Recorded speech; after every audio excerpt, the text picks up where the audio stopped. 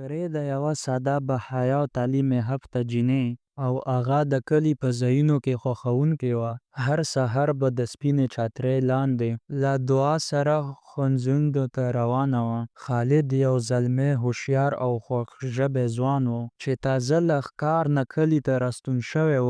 هغه د خپل پلار د کاروبار غوښه ورکړې وه خو د زړه یو بل چاته وهلی و. فرېده ده.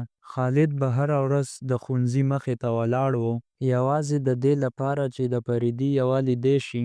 فرېده هم پوهېدله خو هیڅکله یې کلمه نه ویله. دواړه یو بل سره بې لفظو مینه لرله. د سترګو د ژبې د زړونو خبرې او د خاموشۍ مینې یې یو بل ته کړې وې. یو ماښام خالد خپلې مور ته واستوله د فريدې کور ته د نکاح پیغام دپاره. خو د فريدې د پلار یو شتمن سړی و. ویې ویل فرېده زړه وکړه خو د پلار خبره پرې درنه وه. خو ورځې وروسته د هغې واده له بل چا سره وشو.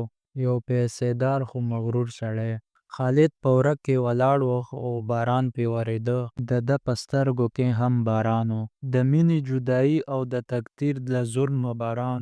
هغه خپل کلی پرېښود او ښار ته لاړ. فرېده بیا هم هره ورځ ښوونځي ته تلله خو له سترګو یې همیشه اوښکې تویېدلې. کلونه تېر شول. خالد یو مشهور لیکوال شو خو هیڅکله یې بیا مینه ونه کړه. فرېده د خپل ژوند د سختیو سره ژوند کاوه خو د زړه په ژبه یې همیشه خالد وایه. دواړه ژوندي وو خو د یو بل د مینې بې برخې. ځکه چې تقدیر تل د مینه والو د لارو خندا ګرځي.